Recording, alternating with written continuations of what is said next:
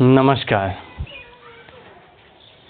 SP classes के YouTube channel पर आपका हार्दिक स्वागत है। हमारी टीम आपको यूट्यूब के माध्यम से कुछ अपने समाज में जो गतिविधियां चल रही है उसको पहुंचाने की काम करेगी, जिसमें मुख्य टॉपिक मेरा रहेगा इंटरमीडिएट का मैथ्स पढ़ाना। आपको श्योर करना मैं चाहूँगा कि इंटरमीडिएट का मैथ्स का आज हम लोग 11th का टॉपिक के बारे में समझेंगे।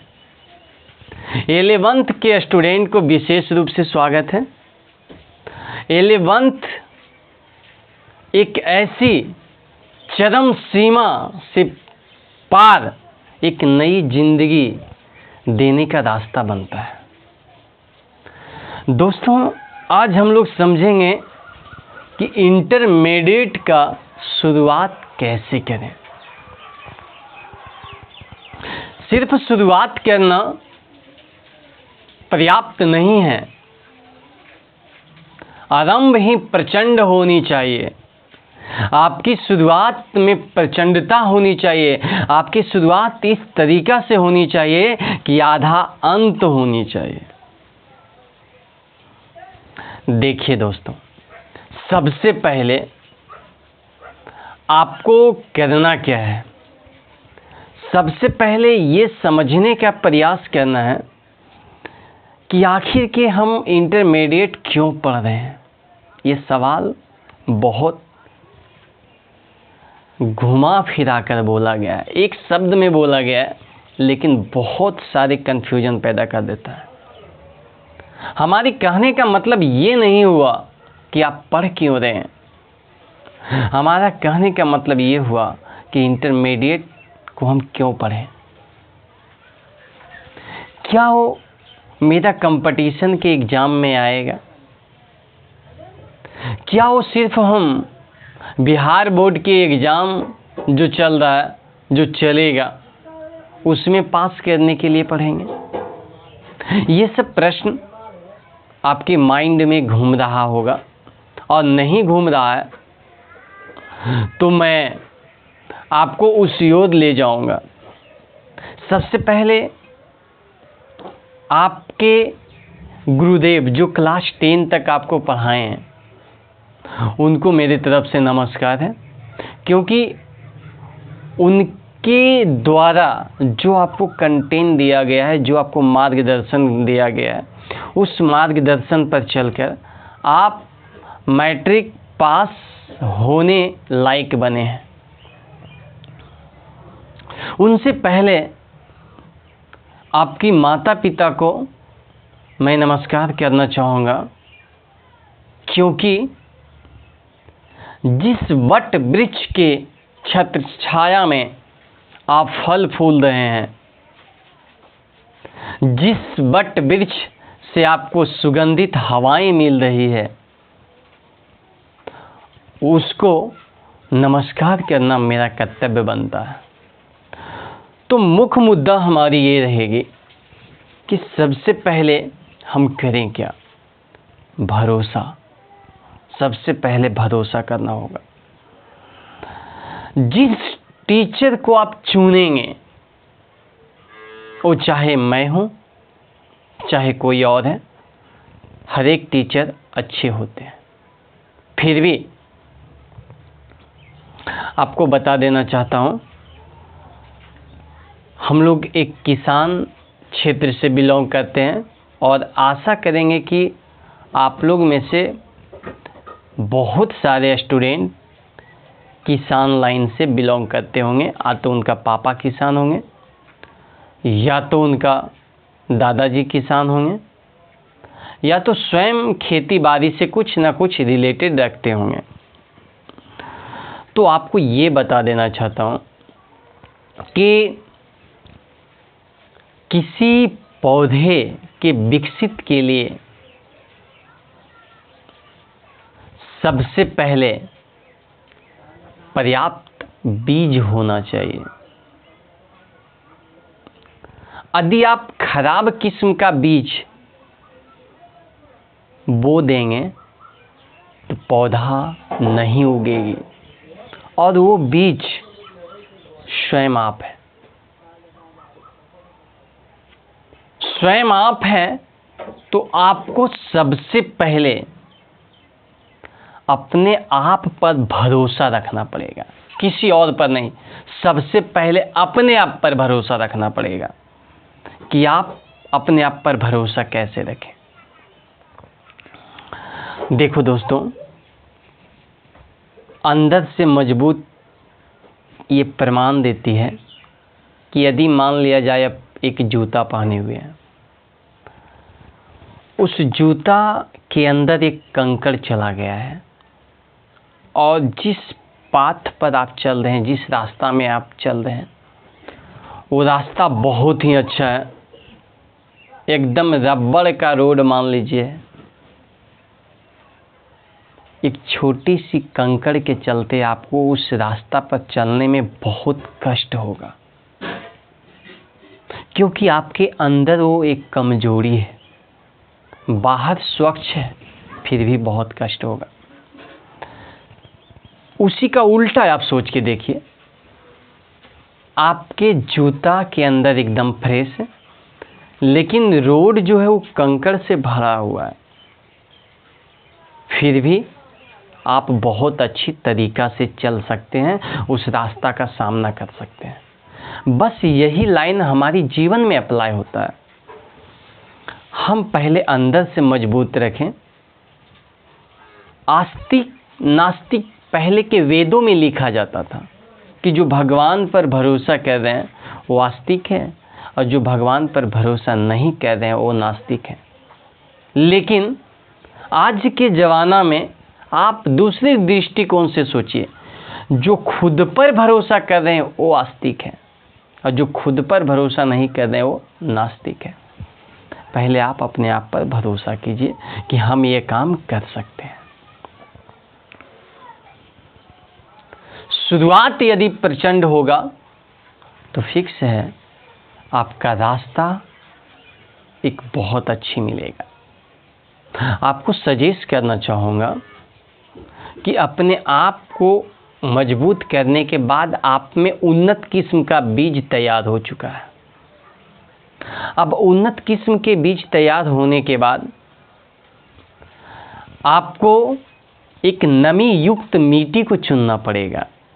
आप उस बीज को कहीं भी बो देंगे तो वो बीज पर्याप्त अंकुरन नहीं हो पाएगा, उसमें अंकुरित की मात्रा कम जाएगी, बहुत सारे बीज मर जाएगा।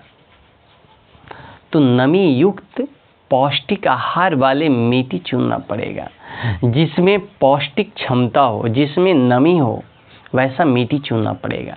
और वो मिट्टी जो है वो आपकी टीचर है, आपके इन्वायरमेंट है, जहाँ पर आप रह रहे हैं, वो मिट्टी का काम करेगा। जिस भी टीचर को आप चुन रहे हैं, आज तो सोशल मीडिया का ज़माना है, बहुत सारे टीचर से आप ज्ञान प्राप्त कर सकते हैं। ये ऑफलाइन क्लास में होता है कि एक टीचर को चुनने के बाद दोबारा टीचर को चुनना बहुत मुश्किल होता है। फिर भी ऑनलाइन में भी आपके दिमाग पर उनकी छाप पड़ना चाहिए। तो जिस भी टीचर को चुनेंगे वो आपके पर्याप्त होना चाहिए, आपके बीज की अंकुरन करने की क्षमता उसमें होनी चाहिए। मैं अपने बारे में आपको एक लाइन सुनाता हूँ कि मैंने माना कि पीपल और बरगद की तरह बड़े हम नहीं। मैंने माना कि पीपल और बरगद की तरह बड़े हम नहीं,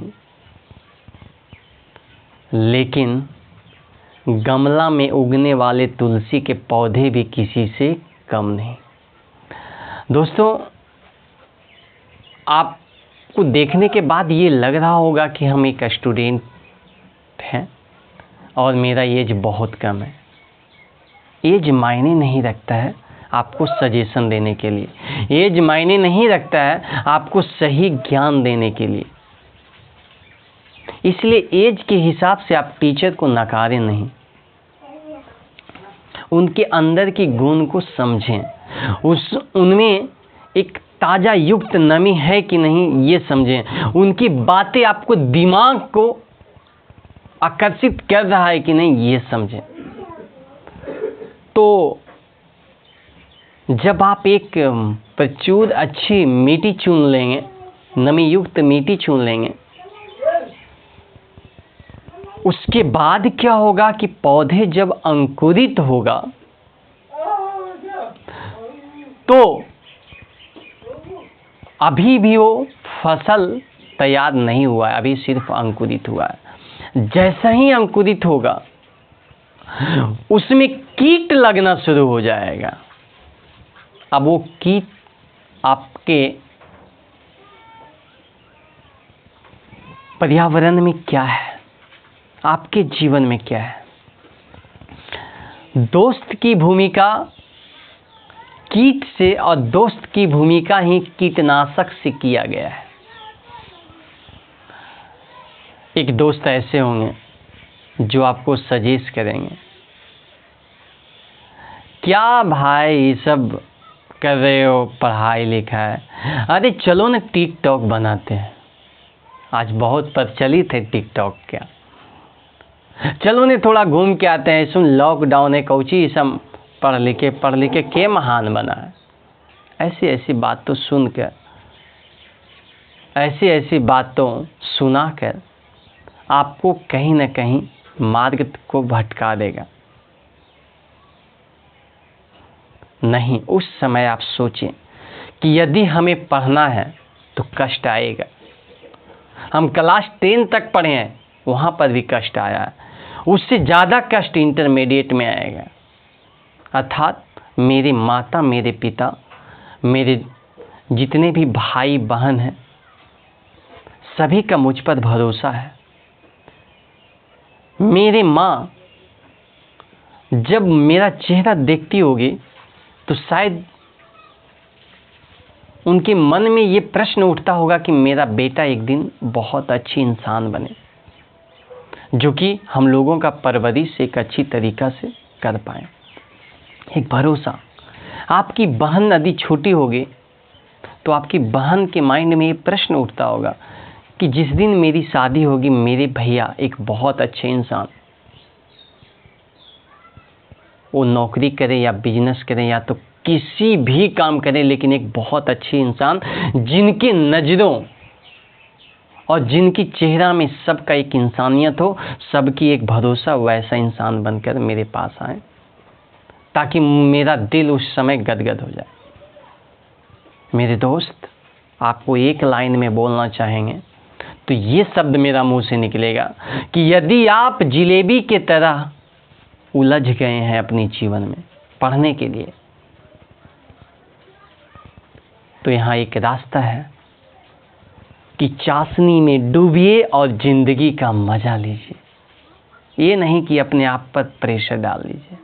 तो दोस्त जो आपको सजेस्ट करेंगे कि आप ऐसा पढ़ने की काम ना करें, आप ये करें वो करें, तो आपके पत्तों में कीट लग रहा है।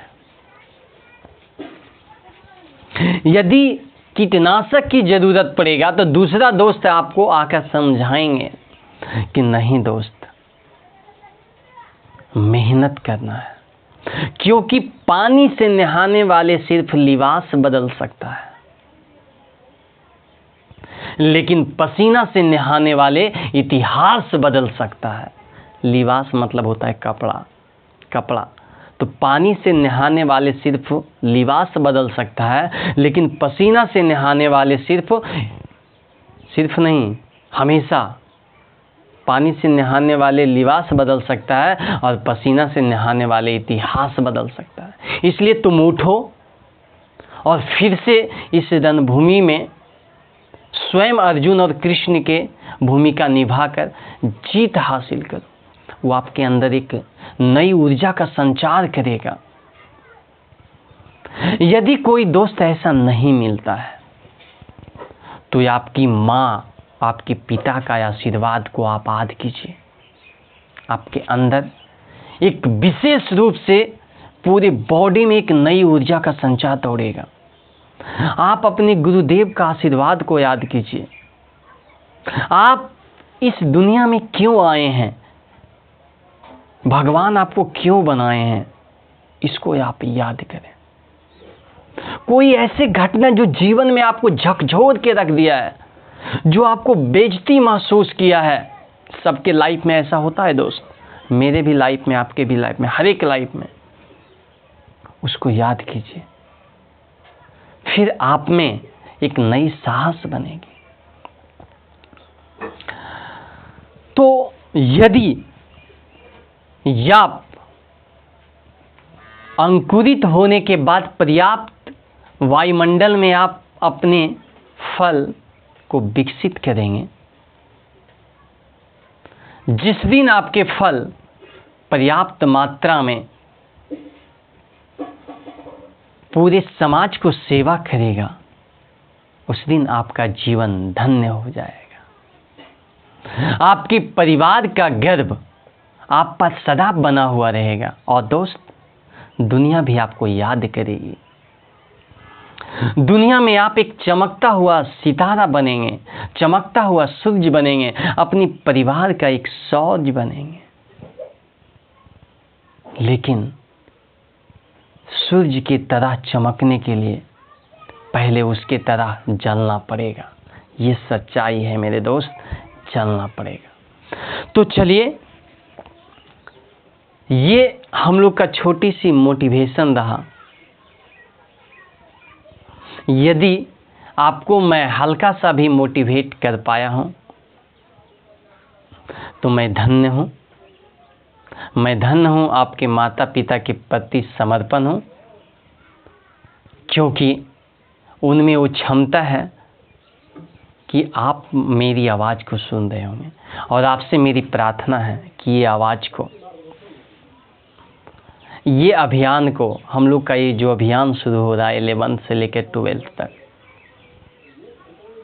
ये अभियान को शेयर, लाइक, सब्सक्राइब करें, ताकि औरों को भी एक मौका मिले। तो चलिए, आज हम लोग एक जो प्रचंड शुरुआत कर रहे हैं, उसमें इंटरमीडिएट का थोड़ा सिलेबस समझते हैं कि इंटरमीडिएट हमको पढ़ना कैसे है, क्या है इंटरमीडिएट में, उसको कैसे समझना है, क्या कितने रास्ता है। देखिए, जब आप मैट्रिक में थे तो आपको आर्ट्स जो होता है, साइंस और कॉमर्स, मतलब कि सभी विषयों को पढ़ना होता है। लेकिन अब आप मैट्रिक के पार हो चुके हैं। मैट्रिक एक आयरन गेट है, लोहा का गेट है, उसको आप तोड़ चुके हैं। माफ़ कीजिएगा, यदि रिजल्ट नहीं आया है, लेकिन आशा करेंगे कि आपका रिजल्ट बहुत अच्छे होंगे। आप जितना चाह रहे हैं उतना आपका रिजल्ट होंगे। उससे ज़्यादा आशा करते हैं कि इस लॉकडाउन में आप स्वस्थ होंगे, आपका परिवार स्वस्थ होंगे। तो चलिए देखते हैं, हम लोग इंटर में प्रवेश कर चुके हैं।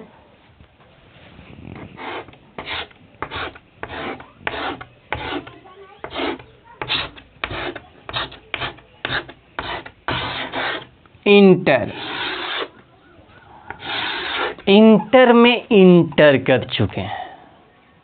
सही बात है, इंटर में इंटर कर चुके हैं, मतलब इंटर में प्रवेश कर चुके हैं।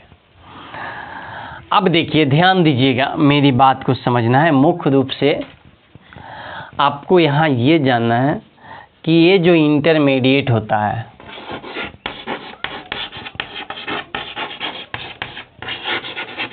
अच्छा, इंटरमीडिएट आप जब क्लास 10 में पढ़ रहे होंगे तो जो भी टीचर आपको पढ़ाए होंगे, यदि आपके माइंड में कोई प्रश्न रह गया होगा तो ये हम पूरी प्रयास करेंगे कि इंटरमीडिएट में आपको वो पूरा करवा दें। और यदि आपके माइंड प्रश्न नहीं उठा रहे हैं टीचर के सामने, तो हम पूरी कोशिश करेंगे कि आपको वहाँ पर ले जाकर खड़ा करें ताकि आपका माइंड प्रश्न उठाना शुरू कर दे। जैसे आप को ये बता देना चाहते हैं कि मैट्रिक में जो आपकी कन्फ्यूजन रहता है कैसा कैसा कन्फ्यूजन रहता है। जैसे मान लिया जाए कि आप द्विघात समीकरण पढ़े होंगे, एक रास्ता दे दें, द्विघात समीकरण पढ़े होंगे, एक्स स्क्वायर बराबर 4, ठीक है, पढ़े होंगे। तो आप एक्स जब निकाले होंगे तो प्लस माइनस अंडर रूट 4, अब ये आया होगा प्लस माइनस 2, ठीक है। लेकिन आप क्लास 10 में ही ट्रिग्नोमेट्री पढ़े होंगे, त्रिकोणमिति, जिसमें आप लोग एच स्क्वायर बराबर पढ़े हैं P square plus B square, ठीक है। तो एच बराबर आप पढ़े हैं under root P square plus B square. यहाँ पर स्क्वायर जब बराबर के दूसरी तरफ गया तो रूट में हुआ, लेकिन रूट के पहले प्लस माइनस आया। लेकिन यहाँ जब बराबर के दूसरी साइड गया तो केवल रूट आया, प्लस माइनस नहीं आया। नहीं तो आपको टीचर बताए होंगे और नहीं तो कोई किताब में लिखा होगा। लेकिन क्या ऐसे प्रश्न मेरा दिमाग कैच किया कि नहीं? यदि आपके दिमाग कैच किया है तो आपको बहुत बहुत धन्यवाद। यदि कैच नहीं किया है तो मेरा पूरा प्रयास रहेगा कि ऐसे ऐसे टॉपिक को यदि आपका दिमाग नहीं कैच कर रहा है तो हम प्रश्न बनाकर ही देंगे और खुद उसका सॉल्यूशन देंगे, ताकि आपको पढ़ने में एक रुचि पैदा हो। तो देखिए, ध्यान दीजिएगा मेरे भाई। हाँ, इंटर का हम लोग जो सिलेबस पढ़ रहे हैं उसमें ध्यान देंगे।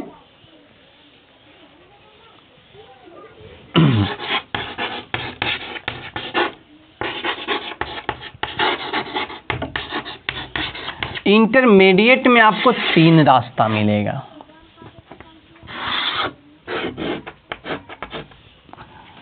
कितने रास्ता?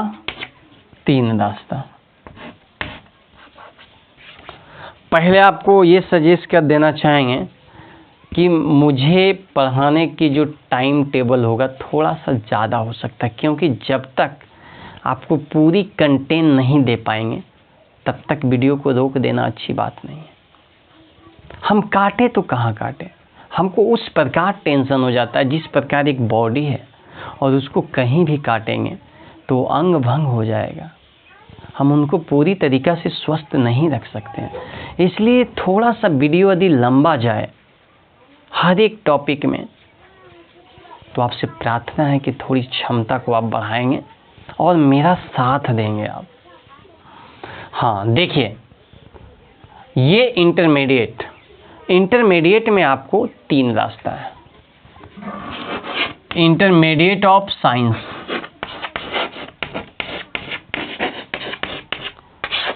Intermediate of arts, intermediate of commerce. अच्छा, ये बात आप बताइए कि क्या सर 10वां में भी कॉमर्स पढ़े हैं हम क्या? हाँ मेरे दोस्त, 10वां में भी आप कॉमर्स पढ़े हो। सर हमको तो कहीं समझ ही नहीं आया। जो आपको सामाजिक विज्ञान है, जिसमें कहीं ना कहीं मुद्रा का चर्चा जो किया गया है, कहीं ना कहीं जो आपको पैसा का चर्चा किया गया है, जो आपकी बाजार का चर्चा किया गया है, वही तो कॉमर्स है। यहाँ पर हम लोग डिटेल समझेंगे।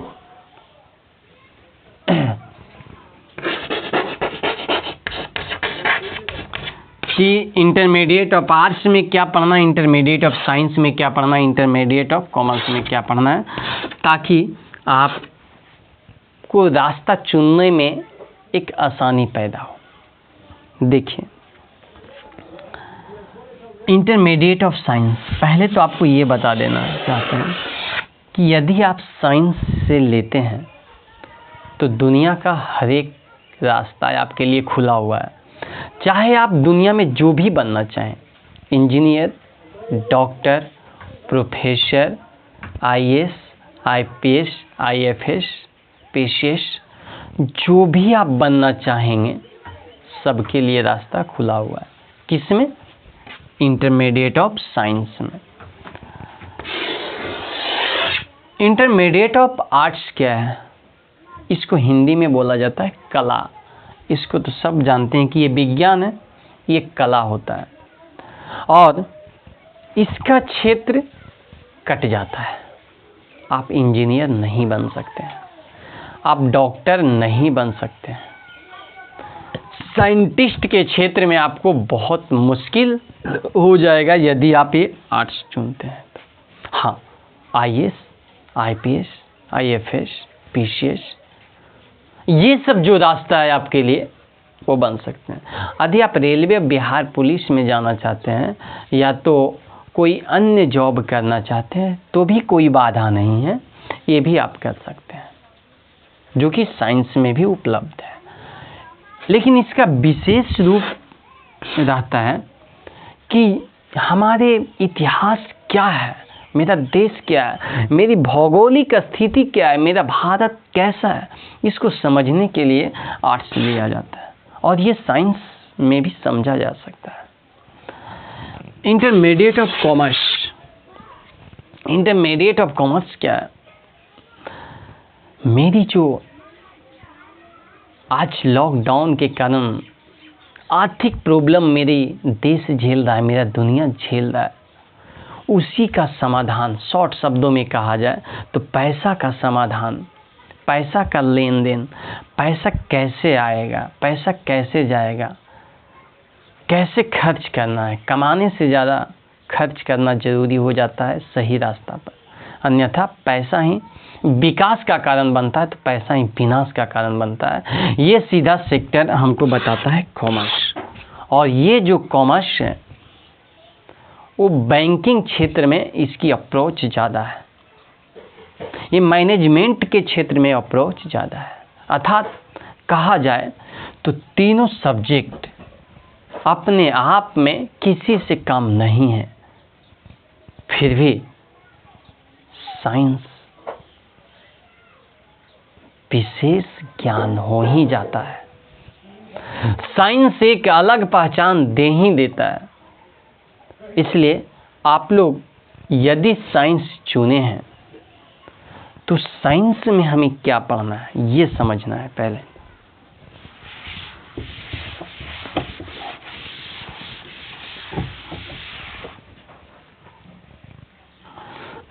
चलिए ध्यान देंगे।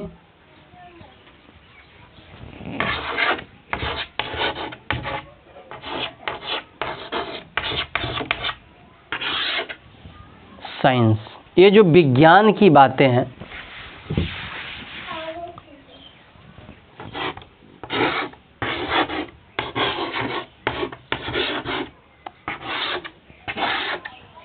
इसमें आपको कौन कौन सा सब्जेक्ट चुनना है? तो इसमें मैथमेटिक्स,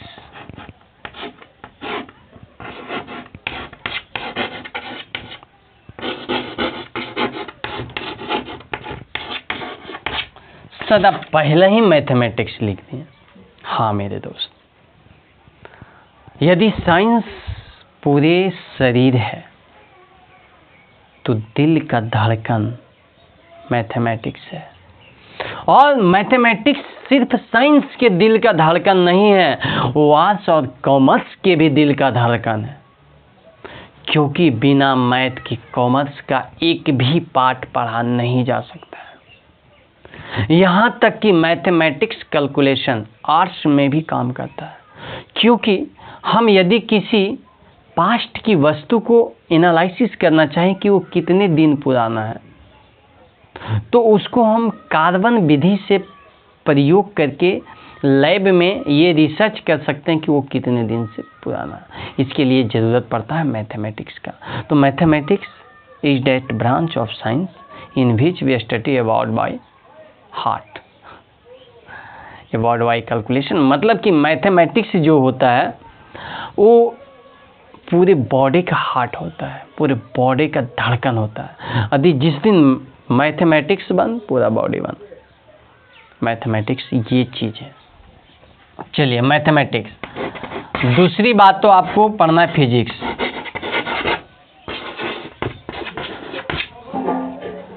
तीसरी बातें आपको पढ़ना है केमिस्ट्री।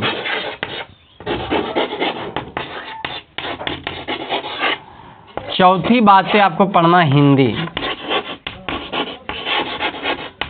और पांचवा बातें आपको पढ़ना है इंग्लिश।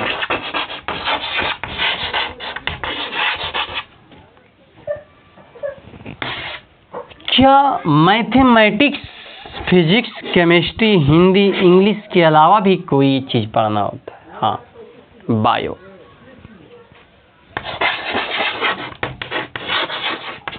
अच्छा, ये जो बायोलॉजी है वो कैसे पढ़ना होता है? उसमें आपको एक रास्ता मिलता है। क्या रास्ता मिलता है? मैथमेटिक्स हर हाल में आपके लाइफ का एक इम्पॉर्टेंट पार्ट है। ये तो आप समझ रहे हैं, क्योंकि मैथमेटिक्स के बिना आप फिजिक्स और केमिस्ट्री समझ ही नहीं सकते। बायोलॉजी, आप यदि डॉक्टरी के क्षेत्र में जाना चाहते हैं, या तो बॉडी को समझना चाहते हैं, हमारे पर्यावरण में जीवों को समझना चाहते हैं, तो बायोलॉजी आपको पढ़ना पड़ेगा। यदि आप बायोलॉजी सब्जेक्ट में लेते हैं तो आपको ऑप्शन एक्स्ट्रा में मैथमेटिक्स रख लेना है, ताकि आपको हर एक सब्जेक्ट को समझने में बहुत आसानी मिले। लेकिन यदि आप मैथमेटिक्स को चयन करते हैं तो बायोलॉजी साइड से रखने की कोई ज़रूरत नहीं होती है। तो ये रहा हमारी सिलेबस। लेकिन हम लोग पढ़ रहे हैं मैथमेटिक्स को। यहाँ हम लोग समझेंगे मैथमेटिक्स। अब मैथमेटिक्स क्यों, कैसे समझेंगे, इसमें क्या सिलेबस रहा है? दोस्तों, पहले आपको बता देना चाहूँगा कि फर्स्ट ईयर और सेकेंड ईयर, 2 ईयर में मैथमेटिक्स को ख़त्म करेंगे।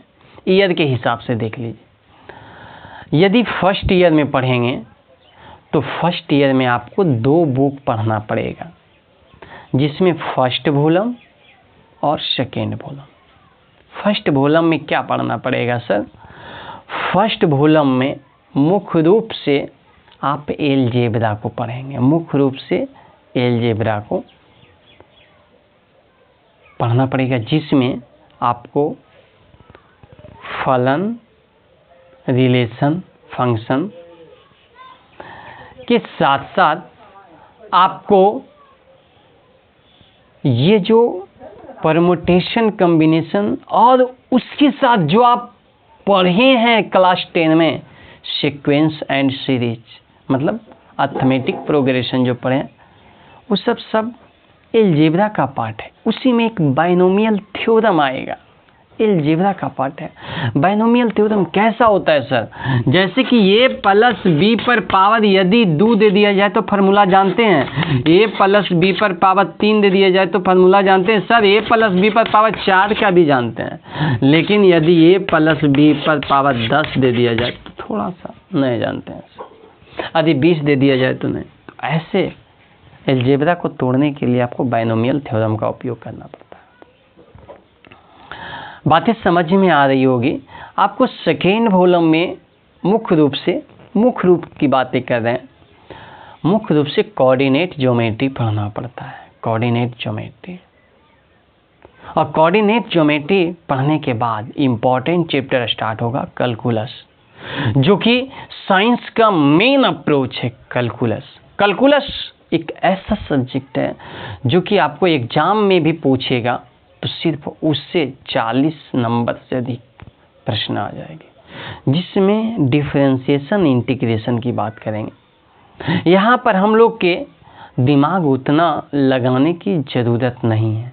यहाँ पर आपको एक शब्द में मार्गदर्शन करना चाहेंगे तो बेसिक के साथ साथ इज्जतवान के साथ साथ ताकतवर यदि कोई टॉपिक हमको शुरू में पढ़ना है तो ट्रिग्नोमेट्री है, त्रिकोणमिति है, जिसका काम फिजिक्स में भी तुरंत होगा, जिसका काम केमिस्ट्री में भी तुरंत होगा, जिसका काम त्रिकोणमिति पढ़ने के बाद और भी टॉपिक जो कोऑर्डिनेट ज्योमेट्री है मेन टॉपिक सेकेंड वॉल्यूम का उसमें होगा, जिसका काम कैलकुलस जो सबसे ज़्यादा मार्क्स का पूछा जाता है, जिसको समझना बहुत ही ज़रूरी हो जाता है, जिसके लिए कहा जाता है कि समझाने के लिए बहुत सारे मैटर की ज़रूरत पड़ता है, जिसमें मुख्यतः त्रिकोणमिति का रहता है। जब हम लोग सेकेंड ईयर में प्रवेश करेंगे तो उसमें भी फर्स्ट ईयर की तरह 2 पार्ट में पढ़ना है, 2 बुक में पढ़ना है, जिसमें कैलकुलस का भूमिका बहुत अहम रहेगा। उसी में एलजेब्रा भी पढ़ना है, समझ दें। प्रोबेबिलिटी तो आप पहले से जानते हैं ना, वो भी इसमें पढ़ना है। आपको एलजेब्रा को ही अधिक कर कोऑर्डिनेट को ही थोड़ा सा बेहतर कर वेक्टर में बदल दिया गया। जैसे जैसे हम लोग सिलेबस देख पढ़ेंगे वैसे वैसे समझ बेहतर आएगा, लेकिन यहाँ हम लोग का ध्यान रहना चाहिए ट्रिग्नोमेट्री समझने का। यदि त्रिकोणमिति बढ़िया से समझ लेते हैं तो काम सही दिशा में हो जाएगा। तो mathematics, physics, chemistry, Hindi, English में मेरा काम मैथमेटिक्स का रहेगा। बाकी फिजिक्स, केमिस्ट्री, हिंदी, इंग्लिश मेरे बहुत सारे मित्र पढ़ा रहे हैं, उनसे आप अपनी मार्गदर्शन ले सकते हैं। तो चलिए मैथमेटिक्स की बात आए तो मैथमेटिक्स क्या है, आपको तो एक ही शब्द में बता चुका हूँ, दिल का धड़कन है। लेकिन यदि उसको परिभाषित करना चाहेंगे तो mathematics is that branch of science in which we study about by calculation. मतलब कि मैथमेटिक्स का जो अध्ययन किया जाता है वो सिर्फ और सिर्फ कैलकुलेशन के द्वारा, और कैलकुलेशन में भी मैथमेटिक्स एक ऐसा सब्जेक्ट है जो कि आपको आगे भविष्य में होने वाला क्या है ये बताएगा। भले एक क्षण बाद क्या होने वाला ये ही बताएगा, लेकिन भविष्य में आगे होने वाला क्या ये बताएगा। जैसे यदि आप 4+5 लिखते हैं, जैसे आप बराबर लिखते हैं, आपका माइंड इसके भविष्य पर चला जाता है, माइंड काम करता है 9। बराबर लिख रहे हैं लेकिन दिमाग कहाँ पर है, 9 पर, क्योंकि मैथमेटिक्स का जैसे जैसे आपके माइंड में विकास होगा, होने वाला भविष्य का अनुभव होना शुरू हो जाएगा। भले एक क्षण ही पहले क्या होगा, एक क्षण आने वाला में क्या होगा ये तो नहीं पता चले, आप अधिक गहराई में चले जाएंगे। तो वेदों में तो मेरा लिखा हुआ कि मैथमेटिक्स एक माध्यम है जिससे कि भगवान को प्राप्त किया जाता है, क्योंकि मैथमेटिक्स दिमाग को कंसंट्रेट करता है। जैसे प्रार्थना आपके दिमाग को कंसंट्रेट करता है, मेडिटेशन आपके दिमाग को कंसंट्रेट करता है, वैसे मैथमेटिक्स भी आपके दिमाग को कंसंट्रेट करता है, एक बिंदु पर लाता है जिससे कि भगवान को खोजा जा सकता है। जितने भी हिस्ट्री में साइंटिस्ट रहे हैं, खगोल शास्त्री रहे हैं, आर्यभट्ट हो चाहे जो भी हो, सबकी मैथमेटिक्स था। रावण जो कि 6 बरस आगे और 6 बरस पीछे ऐसा कुछ कहा जाता है, उनका भी मैथमेटिक्स स्ट्रॉन्ग रहा है। इसलिए मैथमेटिक्स एक बहुत इम्पॉर्टेंट है। यदि मैथमेटिक्स को, पूरे साइंस को नाक समझिए तो नाक की जो मनी होता है वो मैथमेटिक्स है। धन्यवाद दोस्तों। अब हम लोग नेक्स्ट क्लास में मैथमेटिक्स को परिभाषित करते हुए त्रिकोणमिति को परिभाषित करेंगे और वहाँ से हम लोग का काम स्टार्ट होगा। धन्यवाद।